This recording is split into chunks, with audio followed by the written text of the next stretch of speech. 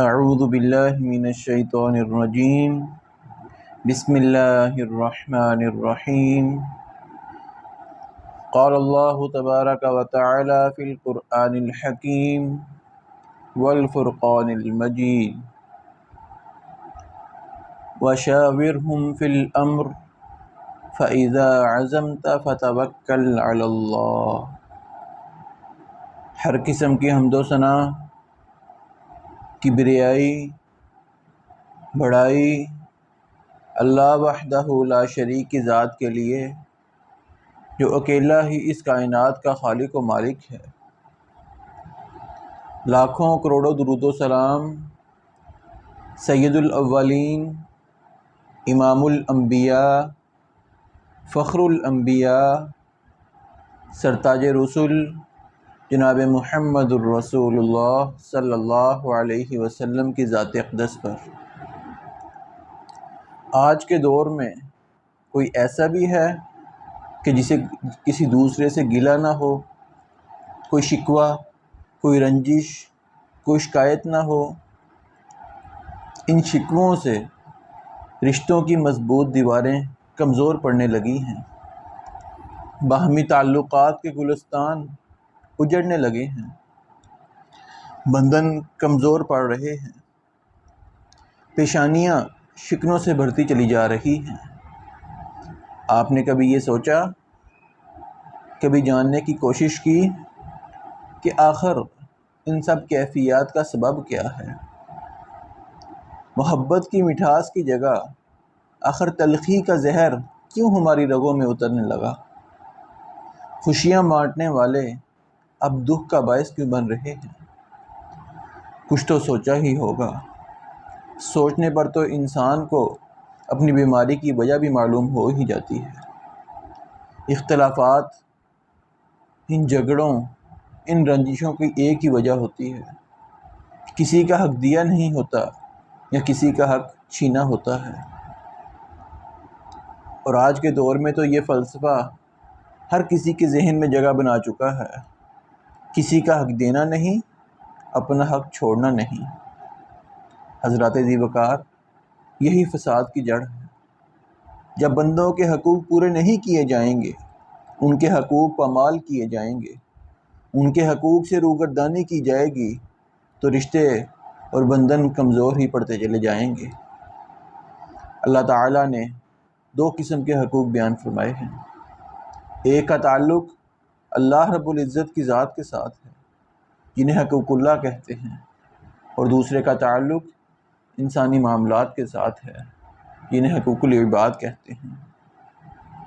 اس وقت معاشرے میں یہ رویہ بہت عام ہے کہ کچھ لوگ اللہ رب العزت کے حقوق تو ادا کرتے ہیں، حقوق اللہ کا تو بہترین انتظام کرتے ہیں، اہتمام کرتے ہیں، لیکن وہ معاملات میں کھوٹے ہوتے ہیں، اخلاق و کردار کی پستی میں مبتلا ہوتے ہیں، امانت و دیانت جیسی عظیم باتوں سے عاری ہوتے ہیں۔ اسی طرح کچھ لوگ دوسری طرف حقوق اللہ کو اہمیت نہیں دیتے، یعنی نماز، روزہ، زکوٰۃ، ان چیزوں کو اہمیت نہیں دیتے، یہ باقاعدگی سے سر انجام نہیں دیتے، لیکن اگر دیکھا جائے تو اخلاق و کردار کے سچے ہوتے ہیں، معاملات کے کھرے ہوتے ہیں، امانت و دیانت میں جیسی خوبیوں سے بہرہ ور ہوتے ہیں۔ یوں اسلام کا کامل نمونہ اور اسلامی تعلیمات کا کامل پیکر ہمارے معاشرے میں بہت کم افراد نظر آتے ہیں۔ حالانکہ کامل مسلمان بننے کے لیے اور اللہ رب العزت کی رحمتیں اور مغفرتیں حاصل کرنے کے لیے ضروری ہے کہ انسان حقوق اللہ کے ساتھ ساتھ حقوق العباد کا بھی خیال کرے، وگرنہ اندیشہ اس بات کا بھی ہے کہ کہیں انسان کی نمازیں، انسان کے رکھے گئے روزے، انسان کا دیا ہوا صدقہ و زکوٰۃ و خیرات، اس کے باوجود انسان اللہ کی رحمت اور مغفرت سے محروم نہ رہ جائے۔ آقا علیہ الصلوۃ والسلام ایک دن صحابہ میں تشریف فرما ہیں، صحابہ کی مجلس لگی ہے۔ آپ نے صحابہ سے پوچھا، اے میرے صحابہ، میری امت کا مفلس کون ہے؟ صحابہ کرام رضوان اللہ علیہم اجمعین نے فرمایا، آقا جس کے پاس دنیا کا مال و متاع نہیں ہے، درم و دینار نہیں، وہ آپ کی امت کا مفلس ہے؟ فرمایا نہیں، ان المفلس من امتی من یأتی یوم القیامت بصلاۃ وصیام وزکوٰۃ، میری امت کا مفلس تو وہ ہے کہ جو روز قیامت آئے گا کثرت سے نماز کا اہتمام کرنے والا ہوگا، روزے بھی مکمل رکھے ہوں گے، زکوٰۃ کی ادائیگی بھی وقت پر کی ہوگی، وَيَأْتِي قَدْ شَتَمَ هَذَا، ایک شخص اللہ کی عدالت میں آئے گا، اللہ تیرے اس بندے نے مجھے گالی دی تھی، وَقَذَفَ هَذَا، دوسرا شخص آئے گا، اللہ اس نے میرے اوپر بہتان لگایا تھا، وَأَكَلَ مَالَ هَذَا، تیسرا شخص آئے گا، اللہ دنیا میں یہ ناجائز میرا مال کھاتا تھا، وَسَفَكَ دَمَ هَذَا، اے اللہ یہ فرائض کی تو پابندی کرتا تھا لیکن اس نے ناجائز ناحق کسی کا خون کیا ہے، وَضَرَبَ هَذَا، اے اللہ دنیا میں یہ طاقتور تھا، میں کمزور تھا، یہ میرے اوپر ہاتھ اٹھاتا تھا، آج تو انصاف کا دن ہے، اللہ میں انصاف دیجیے۔ آقا علیہ الصلوۃ والسلام نے فرمایا، اللہ تعالیٰ حکم دیں گے کہ فرشتوں اس کی نیکیاں لوگوں کے نامہ اعمال میں ڈال دی جائیں۔ فرمایا اس کی نیکیاں ختم ہو جائیں گی، ابھی انصاف کا تقاضا کرنے والے باقی ہوں گے، پھر اللہ رب العزت حکم دیں گے کہ لوگوں کے گناہ اس کے خاتے میں ڈالو، ثم طرح فی النار، جب لوگوں کے گناہ اس کے پلڑے میں ڈال دیے جائیں گے، اس کی نیکیاں ختم ہو جائیں گی، فرمایا ثم طرح فی النار، اس کو اوندے منہ جہنم میں پھینک دیا جائے گا۔ فرمایا یہ میری امت کا مفلس ہے۔ اللہ تعالیٰ سے دعا ہے، اللہ تعالیٰ جہاں ہمیں نیکیاں کرنے کی توفیق دے وہاں ان نیکیوں کی حفاظت کرنے کی بھی توفیق عطا فرمائے۔ آقا علیہ الصلوۃ والسلام نے بنیادی طور پہ کچھ حقوق بیان فرمائے ہیں کہ جو ایک مسلمان کی دوسرے مسلمان کے اوپر لازم ہیں، وہی حقوق ہمارے آج کے اس خطبے کا موضوع ہے۔ فرمایا حق المسلم علی المسلم ست، ایک مسلمان کے اپنے دوسرے مسلمان بھائی پر 6 حقوق ہیں۔ قیل ما ہن یا رسول اللہ صلی اللہ علیہ وسلم، صحابہ نے پوچھا اے اللہ کے رسول وہ کون سے حقوق ہیں؟ فرمایا اذا لقیتہ فسلم علیہ، جب ایک مسلمان بھائی اپنے مسلمان بھائی سے ملتا ہے تو پہلا حق یہ ہے کہ اس کو سلام کرے، وَإِذَا دَعَاكَ فَأَجِبْهُ، جب ایک مسلمان بھائی اپنے مسلمان بھائی کو کسی دعوت کے لیے پکارتا ہے، کہیں مدد کے لیے پکارتا ہے، اس پر لازم ہے کہ اس کی بات پر لبیک کہے، اس کی دعوت کو قبول کرے۔ فَإِذَا اسْتَنصَحَكَ فَانصَحْ لَهُ، جب ایک مسلمان کسی معاملے میں اپنے بھائی سے مشورہ طلب کرتا ہے تو اس کو چاہیے اچھا مشورہ دے، اس کی اچھی رہنمائی کرے۔ وَإِذَا عَطَسَ فَحَمِدَ اللَّهَ فَشَمِّتْهُ، ایک مسلمان کو چھینک آئی، اس نے الحمدللہ کہا، سننے والے کو چاہیے کہ اس کے الحمدللہ کا جواب دے۔ وَإِذَا مَرِضَ فَعُدْهُ، ایک مسلمان بھائی بیمار ہوتا ہے، دوسرے مسلمان کا حق ہے کہ اس کی عیادت کرے۔ وَإِذَا مَاتَ فَاتَّبِعْهُ، فرمایا آخری حق ایک مسلمان کا دوسرے مسلمان پر یہ ہے کہ جب وہ فوت ہو جائے، اس دنیا سے چلا جائے تو اس کے جنازے میں شرکت کرے۔ یہ بنیادی طور پہ 6 حقوق ہیں جنہیں ادا کرنا ایک مسلمان کے لیے لازم اور ضروری ہے۔ اس میں سے پہلا حق کیا ہے کہ جب ایک مسلمان دوسرے مسلمان سے ملتا ہے تو اس کو سلام کرے۔ حضرات ذی وقار، سلام اللہ رب العزت کے ناموں میں سے ایک پاکیزہ نام ہے اور یہ ایک دعائیہ کلمہ ہے جس کا معنی ہے اللہ کی طرف سے تم پر سلامتی ہو۔ یہ مسلمانوں کو تحفہ بھی ملا ہے، ملاقات کا تحفہ ہے۔ اللہ رب العزت فرماتے ہیں وَإِذَا حُيِّيتُم بِتَحِيَّةٍ فَحَيُّوا بِأَحْسَنَ مِنْهَا أَوْ رُدُّوهَا، کہ جب تم اپنے مسلمان بھائی کو کوئی تحفہ دو، تمہیں تحفہ دیا جائے تو تمہارا حق بنتا ہے کہ تم اس سے بہتر اس کو تحفہ لوٹاؤ، یا کم از کم اتنا ہی تحفہ، اس قدر اس مقدار میں تحفہ تو کم از کم اس کو لوٹاؤ۔ یعنی اگر کوئی مسلمان بھائی السلام علیکم کہتا ہے تو وعلیکم السلام کہنا تو لازم ہے، اگر ورحمۃ اللہ کا اضافہ کر دیں تو بہت بہتر ہے۔ اگر کوئی بھائی السلام علیکم ورحمۃ اللہ کہتا ہے تو وعلیکم السلام ورحمۃ اللہ کہنا تو لازم ہے، وبرکاتہ کا اضافہ کر دیں۔ اسی طرح اگر السلام علیکم ورحمۃ اللہ وبرکاتہ کہا تو مکمل جواب دینا ضروری ہے۔ اور آقا علیہ الصلوۃ والسلام ایک دن صحابہ کی مجلس میں تشریف فرما ہیں۔ صحابی بیان کرتے ہیں، جاء رجل الی النبی صلی اللہ علیہ وسلم فقال السلام علیکم۔ صحابہ کی مجلس لگی ہے، ایک صحابی آتے ہیں، آ کر آقا علیہ الصلوۃ والسلام کو کہتے ہیں السلام علیکم، فرد علیہ السلام، آپ اس کے سلام کا جواب دیتے ہیں، ثم جلس، پھر وہ صحابی بیٹھ جاتے ہیں۔ فقال النبی صلی اللہ علیہ وسلم 10، آپ نے فرمایا اس کے لیے 10 نیکیاں ہیں۔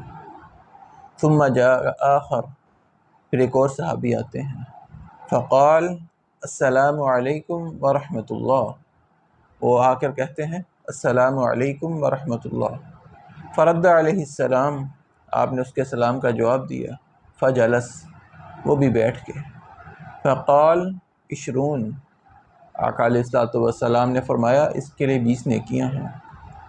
ثم جاء آخر، پھر تیسرا شخص آتا ہے، فقال السلام علیکم ورحمۃ اللہ وبرکاتہ، اس نے مکمل سلام لیا، فرد علیہ السلام، فجلس، پھر وہ بھی آپ نے بھی اس کے سلام کا جواب دیا اور وہ بیٹھ گیا۔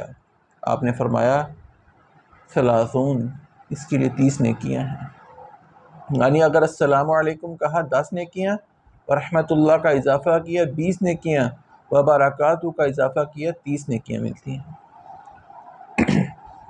اسی طرح رسول اللہ صلی اللہ علیہ وسلم نے آپس میں محبت، مودت پیدا کرنے کا بھی طریقہ بیان فرمایا کہ جسے ہم بھلا بیٹھے ہیں، اسی وجہ سے آج ہمارے دلوں میں ایک دوسرے کے لیے محبت نہیں ہے۔ آپ نے فرمایا لا تدخلوا الجنت حتی تؤمنوا، اے میرے صحابہ تم اس وقت تک جنت میں نہیں داخل ہو سکتے حتی تؤمنوا، جب تک تم مومن نہ بن جاؤ، ولا تؤمنوا حتی تحابوا، اور اس وقت تک تم مومن نہیں بن سکتے جب تک تم ایک دوسرے سے محبت نہ کرنے لگ جاؤ۔ اولا ادلکم علی شیء، کہ میں تمہاری ایک ایسے کام کی طرف رہنمائی نہ کر دوں، اذا فعلتموہ، جب تم اس کو کرو گے، تحاببتم، تم ایک دوسرے سے محبت کرنے لگو گے۔ فرمایا کیوں نہیں اللہ کے رسول، ہماری رہنمائی فرمائیے۔ آپ نے فرمایا افشوا السلام بینکم، آپس میں سلام کو عام کرو۔ بلکہ سیدنا عبداللہ بن سلام رضی اللہ تعالی عنہ آپ مدینہ میں تشریف فرما ہیں، آپ یہودی عالم تھے، بیان کرتے ہیں لما قدیم النبی صلی اللہ علیہ وسلم المدینہ، جب آقا علیہ الصلوۃ والسلام ہجرت کر کے مدینہ میں تشریف لائے، سارے لوگ مدینہ والے بھاگ کر جا رہے ہیں، آپ کی زیارت کرنے جا رہے ہیں اور فرما رہے ہیں اللہ کے رسول آگے، اللہ کے رسول مدینہ تشریف لے آئے۔ کہتے ہیں میں بھی لوگوں کے ساتھ چلا گیا، دیکھوں تو صحیح وہ شخصیت ہے کون سی، اور فرماتے ہیں کہ جب میری پہلی نظر آپ کے چہرہ انور پر پڑی، میری زبان سے بے اختیار نکل گیا کہ یہ چہرہ کسی جھوٹے شخص کا چہرہ نہیں ہو سکتا۔ آپ کا اس قدر مبارک چہرہ تھا کہ چہرے سے ہی اندازہ لگا لیا کہ یہ کوئی جھوٹا شخص نہیں ہو سکتا۔ اور فرماتے ہیں جو پہلی بات آقا علیہ الصلوۃ والسلام کی زبان مبارک سے میں نے سنی وہ یہ تھی، یا ایھا الناس، اے لوگو، افشوا السلام، سلام کو عام کرو۔ کوئی جانتا ہے، نہیں جانتا، آپ کے پاس سے گزرتا ہے، اس کو سلام کرو۔ وَأَطْعِمُوا الطَّعَامَ، لوگوں کو اللہ کی رضا کے لیے کھانا کھلاؤ۔ وَصِلُوا الْأَرْحَامَ، رشتہ داروں کو جوڑو، صلہ رحمی کرو۔ وَصَلُّوا وَالنَّاسُ نِيَامٌ، اور جب رات کو لوگ سو جائیں، اللہ کے سامنے قیام کرو، تہجد کا اہتمام کرو۔ فرمایا یہ 4 کام تم کر لو تدخلوا الجنت بسلام، تم سلامتی کے ساتھ جنت میں داخل ہو جاؤ گے۔ سلام کو عام کرو، اللہ کی رضا کے لیے کھانا کھلاؤ، صلہ رحمی کرو اور تہجد کا اہتمام کرو۔ یہ 4 کام تم کر لو، جنت میں سلامتی کے ساتھ داخل ہو جاؤ گے۔ پھر آقا علیہ الصلوۃ والسلام نے سلام کے کچھ آداب بھی ذکر کیے۔ فرمایا یسلم الراکب علی الماشی، چاہیے کہ جو سواری پر سوار ہے وہ پیدل چلنے والے کو سلام کرے، والماشی علی القاعد، اور جو پیدل چلنے والا ہے اس کو چاہیے کہ بیٹھے ہوئے کو سلام کرے، والقلیل علی الکثیر، ایک طرف زیادہ جماعت ہے ایک طرف تھوڑے لوگ ہیں، فرمایا تھوڑے لوگوں کو چاہیے کہ زیادہ لوگوں کو سلام کریں، والصغیر علی الکبیر، اسی طرح ادب کا تقاضا یہ ہے کہ چھوٹی عمر والوں کو چاہیے کہ بڑی عمر والوں کو سلام کریں۔ یہ پہلا حق آقا علیہ الصلوۃ والسلام نے بیان فرمایا۔ اور دوسرا حق جو ایک مسلمان کا دوسرے مسلمان پر لازم ہے، وَإِذَا دَعَاكَ فَأَجِبْهُ، کہ جب وہ دعوت کے لیے پکارتا ہے، یہ دعوت عام ہے، خواہ کھانے کی دعوت ہو یا کسی مدد کے لیے ہو، لیکن جب کوئی شخص اپنے مسلمان بھائی کو مدد کے لیے پکارتا ہے تو اس کا مدد پہ پکارنا اور اس کی مدد کے لیے لبیک کہنا اس کے مسلمان ہونے کی علامت ہے، جیسا کہ آقا علیہ الصلوۃ والسلام نے فرمایا المسلم اخو المسلم، مسلمان کا بھائی ہے، لا یظلمہ ولا یسلمہ، نہ وہ خود ظلم کرتا ہے اپنے بھائی پر نہ کسی دوسرے کے سپرد کرتا ہے کہ وہ اس پر ظلم کرے۔ من کان فی حاجت اخیہ کان اللہ فی حاجتی، جو مسلمان بھائی اپنے مسلمان بھائی کی ضرورت پوری کرنے کے لیے نکلتا ہے، اللہ رب العزت آسمانوں سے اس بندے کی ضرورت کو پورا کرتے ہیں۔ کہ اگر میں کسی اپنے بھائی کی ضرورت کے پوری کرنے کے لیے نکلتا ہوں، شاید میں تو اس کی ضرورت پوری نہ کر سکوں، لیکن آسمان سے اللہ رب العزت میری ضرورت کو پورا لازمی کریں گے۔ پھر آگے فرمایا وَمَنْ فَرَّجَ عَنْ مُسْلِمٍ كُرْبَةً، جو شخص اپنے مسلمان بھائی سے کسی تکلیف کو دور کرتا ہے، فرج اللہ عنہ بہا، اللہ رب العزت اس مصیبت کو دور کرنے کی وجہ سے قربۃ من قرب یوم القیامہ، قیامت کے دن جو بہت سخت دن ہے، فرمایا اس دن اس بندے سے کسی تکلیف کو دور کر دے گی۔ دنیا میں تکلیف دور کرنے کا بدلہ اللہ آخرت میں دیں گے۔ اور آقا علیہ الصلوۃ والسلام نے کھانے کی دعوت کے بارے میں خصوصی تاکید فرمائی۔ فرمایا اذا دعی احدکم، جب تم میں سے کسی ایک کو بلایا جائے کھانے کی دعوت پر، فلیجب، تو اس لازمی اس کی دعوت کو قبول کرے، فإن کان صائما، اگر وہ روزہ دار ہے، فلیصلی، چاہیے کہ وہ ضرور اس کی دعوت میں جائے، اس کے لیے برکت کی دعا کرے، وإن کان مفطرا فلیطعم، اگر روزے سے نہیں ہے تو پھر اس کی دعوت میں جا کر کچھ نہ کچھ ضرور وہاں سے کھائے۔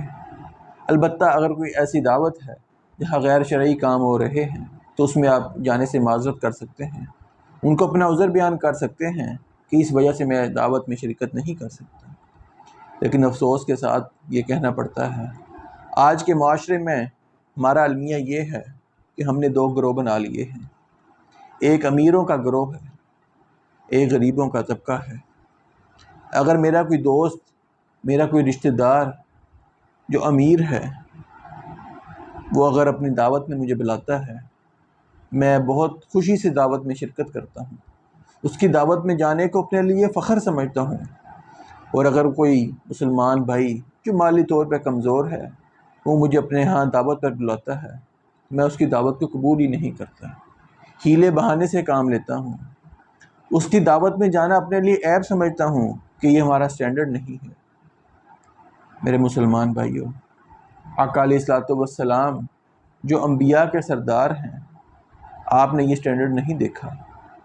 آپ کو کسی صحابی نے دعوت دی، بے شک وہ صحابی مالی طور پہ کمزور تھے یا کمزور نہیں تھے، آپ ان کی دعوت کو ضرور قبول کیا کرتے تھے۔ تیسرا حق جو مسلمان کا مسلمان پر لازم ہے کہ اذا استنصحک فانصح لہ، جب کوئی مشورہ طلب کرے اس کی اچھی رہنمائی کرے، اچھا مشورہ دے۔ انسانی عقل اور تجربہ محدود ہے، اس سے غلطی کا امکان ممکن ہے، اسی لیے غلطیوں سے بچنے کے لیے اپنے مسلمان بھائیوں سے مشورہ کرنا اللہ رب العزت کا حکم بھی ہے۔ اللہ فرماتے ہیں وَشَاوِرْهُمْ فِي الْأَمْرِ، آپس کے معاملات میں ایک دوسرے سے مشورہ کر لیا کرو۔ فَإِذَا عَزَمْتَ فَتَوَكَّلْ عَلَى اللَّهِ، پھر جب پختہ ارادہ کر گزرو پھر اللہ پر توکل کر کے وہ کام کر لیا کرو۔ اور مشورہ تو ایک امانت بھی ہے۔ آقا علیہ الصلوۃ والسلام نے فرمایا المستشار مؤتمن، مشورہ ایک امانت ہے، اور جو اس میں خیانت کرے گا اس کے بارے میں فرمایا لا ایمان لمن لا امانت لہ، جو امانت میں خیانت کرتا ہے فرمایا ہمیں اس کا ایمان ہی قابل قبول نہیں۔ ایک صحابی بیان کرتے ہیں آپ نے یہ بھی فرمایا الدین النصیحہ، دین خیر خواہی کا نام ہے۔ کیسی خیر خواہی؟ حضرت جریر بن عبداللہ رضی اللہ تعالی عنہ فرماتے ہیں میں اسلام قبول کرنے آتا ہوں، میں نے آقا علیہ الصلوۃ والسلام سے فرمایا اے علقہ اپنا ہاتھ مبارک دیجئے، میں آپ کی بیعت کرنا چاہتا ہوں۔ آپ نے اپنا ہاتھ مبارک آگے کیا، فوراً اپنا ہاتھ پیچھے کر لیا۔ میں نے کہا آقا میں بیعت کرنے آیا ہوں، آپ نے ہاتھ کیوں پیچھے کر لیا؟ کہا کیا تم نماز کی مجھ سے یہ وعدہ کرو گے کہ تم نماز پڑھو گے؟ فرمایا جی آقا میں نماز بھی پڑھوں گا، میں زکوٰۃ بھی دوں گا۔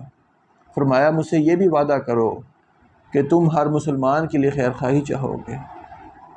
فرماتے ہیں آقا، پھر فرماتے ہیں بایعت رسول اللہ صلی اللہ علیہ وسلم علی اقام الصلاۃ، پھر میں نے آپ کی بیعت کی 3 چیزوں پر۔ اقام الصلاۃ کہ نماز کو قائم کروں گا، وایتاء الزکوٰۃ زکوٰۃ بھی ادا کروں گا، والنصح لکل مسلم ہر مسلمان کے لیے خیر خواہی چاہوں گا۔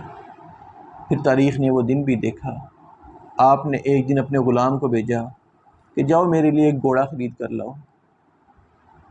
غلام جاتا ہے، ایک بہت عمدہ گھوڑا لے کر آیا۔ پوچھا کتنے کا لے کر آئے ہو؟ کہا 300 درہم کا خریدا ہے۔ فوراً سمجھ گئے کہ گھوڑا قیمتی ہے، یہ سستا لے آیا ہے۔ کہا اس کے مالک کو بلاؤ۔ مالک کو بلایا، کہا یہ 400 کا مجھے دو گے؟ کہا آپ کے غلام نے تو 300 کا لیا ہے۔ کہا 400 کا دو گے؟ کہنے لگا آپ کی مرضی۔ پھر کہتے 500 کا دو گے؟ حتیٰ کہ وہی گھوڑا جو غلام نے 300 کا خریدا آپ 800 کا خریدتے ہیں۔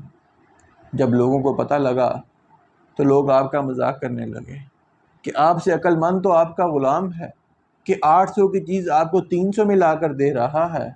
کہنے لگے میں نے اللہ کے رسول صلی اللہ علیہ وسلم سے بیعت کی تھی کہ ہر مسلمان کے لیے خیر خواہی چاہوں گا، مجھے لگا کہ وہ شخص کسی مجبوری میں ہے یا نادان ہے جو اتنا قیمتی گھوڑا 300 کا فروخت کر رہا ہے، تو مجھے آقا علیہ الصلوۃ والسلام سے کیا ہوا وعدہ یاد آ گیا، اس لیے میں یہ سودا 800 کا خرید رہا ہوں، یہ گھوڑا میں 800 کا خرید رہا ہوں۔ حضرات ذی وقار ہمارے دعوے صرف باتوں کی حد تک تھے، لیکن آقا علیہ الصلوۃ والسلام کے صحابہ نے وہ کر کے دکھلایا جو وعدہ کرتے تھے۔ اور چوتھا حق ایک مسلمان کا ایک دوسرے مسلمان پر یہ ہے، جب انسان کو چھینک آئے وہ الحمدللہ کہے تو اس کا جواب دیا جائے۔ آپ نے فرمایا اذا عطس احدکم فلیقل الحمدللہ، کہ تم میں سے کسی کو چھینک آئے اس کو چاہیے کہ الحمدللہ کہے، ولیقل لہ اخوہ یرحمک اللہ، اور سننے والے کو چاہیے کہ یرحمک اللہ کہے۔ فاذا قال لہ یرحمک اللہ فلیقل یہدیکم اللہ ویصلح بالکم، جب سننے والا یرحمک اللہ کہہ دے تو جس کو چھینک آئی اس کو چاہیے کہ اپنے مسلمان بھائی کو دعا دے، یہدیکم اللہ ویصلح بالکم، ان الفاظ سے دعا دے۔ اور فرمایا ان اللہ یحب العطاس، اللہ رب العزت چھینک کو پسند کرتے ہیں، ویکرہ التثاؤب، اور جمائی کو ناپسند کرتے ہیں۔ فرمایا جو تم میں سے کسی کو جمائی آئے تو اس کو حت الوصال روکنے کی کوشش کرے، اپنے منہ پر ہاتھ رکھے، کیونکہ جب انسان کے منہ سے جمائی کے وقت آواز نکلتی ہے تو اس آواز پر شیطان ہنستا ہے، اس لیے اس آواز سے روکنے کے لیے حت الوسع چاہیے کہ انسان جمائی کو روکے، منہ کے آگے ہاتھ رکھے۔ اور چھینک کے بارے میں بھی فرمایا کہ جب چھینک آئے تو کپڑا یا ہاتھ اپنے چہرے پر رکھ لے، یہ بھی سنت طریقہ ہے۔ بلکہ سیدنا علی رضی اللہ تعالیٰ عنہ کا ایک قول ہے جو امام حجر عسقلانی رحمہ اللہ صحیح بخاری کی شرح فتح الباری میں نقل کرتے ہیں۔ وہ فرماتے ہیں، سیدنا علی رضی اللہ تعالیٰ عنہ فرماتے ہیں کہ جو شخص چھینک آنے کے بعد یہ الفاظ کہتا ہے الحمدللہ رب العالمین علی کل حال ما کان، چھوٹے سے الفاظ ہیں، الحمدللہ رب العالمین علی کل حال ما کان، فرمایا جو یہ الفاظ کہتا ہے اس کو کبھی کان کا درد نہیں ہوگا، کبھی داڑھ کی درد نہیں ہوگی۔ اس بات کو امام حجر عسقلانی رحمہ اللہ صحیح بخاری کی شرح میں بھی لے کر آئے ہیں، اور امام بخاری اپنی کتاب الآداب میں بھی لے کر آئے ہیں، کتاب الادب المفرد میں لے کر آئے ہیں۔ پانچواں حق جو ایک مسلمان کا دوسرے مسلمان پر ہے کہ اس کی عیادت کرے۔ مسلمان بھائی بیمار ہوتا ہے، اس کی عیادت کرے۔ آقا علیہ الصلوۃ والسلام نے فرمایا ان المسلم اذا عاد اخاہ المسلم، جب ایک مسلمان بھائی اپنے مسلمان بھائی کی عیادت کے لیے جاتا ہے، لم یزل فی مخرمۃ الجنہ حتی یرجع، وہ اس وقت تک جب تک اپنے مسلمان بھائی کی عیادت میں اس کے پاس بیٹھا رہتا ہے، فرمایا گویا وہ جنت میں کسی باغیچے میں بیٹھا ہوا ہے جب تک وہاں سے واپس نہیں آتا۔ اور دوسری روایت میں فرمایا کہ 70,000 فرشتے اس شخص کے لیے دعا کرتے ہیں، دعائے مغفرت کرتے ہیں جو صبح کے وقت اپنے کسی مسلمان بھائی کی عیادت کے لیے جاتا ہے، شام تک وہ 70,000 فرشتے دعا کرتے ہیں۔ اگر کوئی شخص شام کو جاتا ہے، صبح تک 70,000 نورانی فرشتے اس کے لیے مغفرت کی دعا کرتے ہیں، اور جنت میں ایک باغ اس کے نام کا لگ جاتا ہے۔ بلکہ عیادت کی اہمیت تو اس بات سے اندازہ لگایا جا سکتا ہے، آقا علیہ الصلوۃ والسلام نے فرمایا ان اللہ یقول یوم القیامہ، اللہ رب العزت قیامت کے دن فرمائیں گے یا ابن آدم، اے آدم کے بیٹے، مرضت فلم تعدنی، میں بیمار ہوا تھا تو نے میری عیادت نہیں کی۔ قال یا رب کیف اعودک وانت رب العالمین، اے میرے رب میں آپ کی عیادت کیسے کرتا، آپ تو دونوں جہانوں کے مالک ہیں۔ اللہ رب العزت فرمائیں گے اما علمت ان عبدی فلانا مرض فلم تعدہ، کیا تجھے معلوم نہیں تھا میرا فلاں بندہ بیمار تھا لیکن تو نے اس کی عیادت نہیں کی۔ اما علمت انک لو عدتہ لوجدتنی عندہ، کیا تجھے معلوم نہیں تھا کہ اگر تو اس کی عیادت کو جاتا تو مجھے اس کے ہاں پاتا، یعنی اللہ کی خوشنودی، اللہ کی رضا کو تو حاصل کر لیتا۔ اور جو شخص بیمار ہوتا ہے، آقا علیہ الصلوۃ والسلام نے اس کے آداب سکھلائے کہ اس کی عیادت کرنے جاؤ تو اس پر دم کرو۔ فرمایا جو شخص کسی مسلمان جو بیمار ہے اس کے پاس جاتا ہے، اس کو ان کلمات کے ساتھ 7 مرتبہ یہ دعا پڑھ کے دم کرتا ہے، فرمایا اگر اس کی موت کا وقت نہ ہوا تو اللہ رب العزت اس کو ضرور شفا یاب کریں گے، اس بیماری سے اس کو عافیت دیں گے۔ چھوٹی سی دعا ہے، اسأل اللہ العظیم رب العرش العظیم ان یشفیک، یہ 7 مرتبہ پڑھنے سے انسان اگر کسی پر دم کرتا ہے، اگر اس کی موت کا وقت نہ لکھا ہوا تو اس کا اللہ رب العزت ضرور اس بیماری سے نجات دے دیں گے۔ اور آخری حق جو ایک مسلمان کا دوسرے مسلمان پر لازم ہے کہ وَإِذَا مَاتَ فَاتَّبِعْهُ، کہ جب انسان دنیا سے چلا جائے تو اس کے جنازے میں شرکت کرے۔ آپ نے فرمایا من شہد الجنازہ حتیٰ یصلی علیہا فلہ قراط، جو شخص اپنے مسلمان بھائی کے جنازے میں شرکت کرتا ہے اس کے لیے 1 قراط اجر ہے۔ ومن شہد حتیٰ تدفن، اور جو شخص جنازے کے بعد وہیں کھڑا رہتا ہے، اس کی دفنانے تک وہاں موجود رہتا ہے، اس کو قبر کے اتارنے میں اس کے اوپر مٹی پھینکتا ہے، فلہ قراطان، اس کے لیے 2 قرات اجر ہے۔ قیل ومل قراطان یا رسول اللہ صلی اللہ علیہ وسلم، صحابی بیان کرتے ہیں اللہ کے رسول، یہ 2 قرات کیا ہیں، یہ کیا وزن ہے؟ فرمایا مثل الجبلین العظیمین، یہ 2 قرات 2 بڑے پہاڑوں کے برابر ہیں۔ اور دوسری روایت میں فرمایا 1 قرات احد پہاڑ کے برابر ہے۔ کتنا بڑا احد کا پہاڑ ہے، کئی کلومیٹر پر محیط ہے۔ اگر انسان کسی مسلمان بھائی کے جنازے میں جاتا ہے تو 1 احد پہاڑ جتنی نیکیاں اس کے نامہ اعمال میں ڈال دی جاتی ہیں۔ اگر جنازے کے بعد قبرستان تک جاتا ہے، اس کو دفنانے تک وہاں موجود رہتا ہے، 2 احد پہاڑ کے برابر نیکیاں انسان کے نامہ اعمال میں ڈال دی جائیں گی۔ یہاں رک کر ایک گزارش کرنا چاہوں گا، آقا علیہ الصلوۃ والسلام اگر کسی صحابی کا جنازہ پڑھاتے تو صحابہ پیچھے کھڑے یہ دعا کرتے کہ کاش یہ جنازہ میرا ہوتا۔ اس کی وجہ کیا ہے؟ آپ کثرت سے دعائیں کرتے، خلوص نیت سے میت کے لیے دعائیں کرتے۔ آپ سے کئی دعائیں ثابت ہیں جو آپ جنازے میں پڑھا کرتے تھے۔ ایک دفعہ آپ نے جنازہ پڑھایا، پیچھے کھڑے صحابی یہ خواہش کرنے لگے کہ اتنی پیاری دعائیں آپ نے کی ہیں، کاش یہ جنازہ میرا ہوتا۔ لیکن افسوس کے ساتھ ہمارے ہاں جنازے صرف 1 منٹ کے ہوا کرتے ہیں۔ ہم 1 منٹ میں کتنی دعائیں اپنے بھائی کے لیے مانگ لیں گے؟ ذرا کبھی اکیلے بیٹھ کر سوچئے کہ وہ ہماری دعاؤں کا محتاج ہے۔ ہم اگر اس کے لیے خلوص نیت سے کثرت سے دعائیں نہیں کریں گے تو خدا نہ خواستہ ایک دن میں نے بھی مرنا ہے۔ یہ نہ ہو کہ میری میت سامنے پڑی ہو اور میرے لیے کوئی خلوص نیت سے دعا کرنے والا نہ ہو۔